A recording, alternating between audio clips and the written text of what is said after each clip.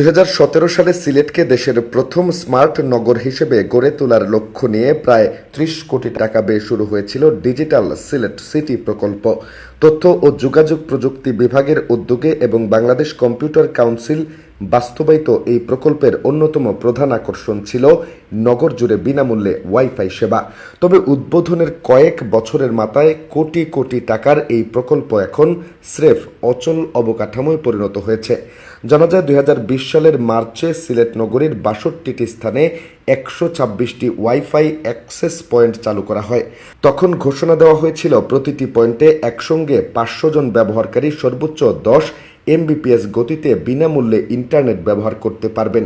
কিন্তু উদ্বোধনের কিছুদিন পর থেকেই ধীরগতির সংযোগ বারবার বিচ্ছিন্ন হওয়া এবং পরবর্তীতে সম্পূর্ণ সেবা বন্ধ হয়ে যাওয়ার অভিযোগ ওঠে। বর্তমানে বন্দরবাজার, চৌহাট্টা, রিকাবি বাজার, টিলাগড় সহ নগরীর বিভিন্ন গুরুত্বপূর্ণ এলাকায় স্থাপিত ওয়াইফাই ডিভাইসগুলো সম্পূর্ণ অচল অবস্থায় পড়ে রয়েছে। স্থানীয় বাসিন্দাদের অভিযোগ, কোটি কোটি টাকা ব্যয়ে স্থাপিত এই প্রকল্প এখন শুধু নামেই আছে, বাস্তবে এর কোনো সেবা নেই।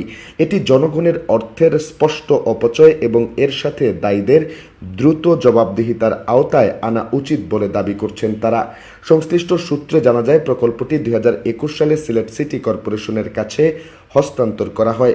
পরে 2022-23 অর্থ বছরে বিসিসি ওয়াইফাই জোন রক্ষণাবেক্ষণের জন্য প্রয়োজনীয় অর্থ বরাদ্দ দিতে সিটি কর্পোরেশনকে চিঠি দেয়। তবে পর্যাপ্ত বাজেট ও জনবল না থাকায় সিলেট সিটি কর্পোরেশন প্রকল্পটি সচল রাখতে পারেনি। ফলে মাসিক রক্ষণাবেক্ষণ ব্যয় বহন করতে না পেরে এই সেবা পুরোপুরি বন্ধ হয়ে যায়। দীর্ঘদিন অযত্নে পড়ে থাকায় মাঠ পর্যায়ের অধিকাংশ মূল্যবান যন্ত্রপাতিও এখন নষ্ট হয়ে গেছে।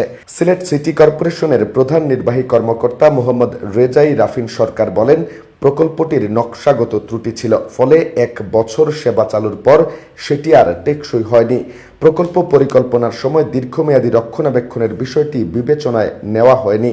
অন্যদিকে সিলেট সিটি কর্পোরেশনের নির্বাহী প্রকৌশলী জয়দেব বিশ্বাস প্রকল্পটির ভবিষ্যৎ নিয়ে বলেন, বর্তমান সরকার প্রয়োজনীয় সহায়তা ও নির্দেশনা দিলে প্রকল্পটি পুনরায় চালুর উদ্যোগ নেওয়া হবে। স্মার্ট সিটির যে স্বপ্ন দেখিয়ে প্রায় 30 কোটি টাকা ব্যয় করা হয়েছিল, তার বড় অংশই এখন মুখ থুবড়ে পড়েছে। কোটি টাকার এই প্রকল্পে যেমন কোনো সেবা নেই, তেমনি নেই কোনো কার্যকর জবাবদিহিতা। ফলে সচেতন মহলে প্রশ্ন উঠেছে, এটি কি শুধুই অপরিকল্পিত বাস্তবায়নের ব্যর্থতা, নাকি জনগণের অর্থ অপচয়ের আরেকটি বড় নজির?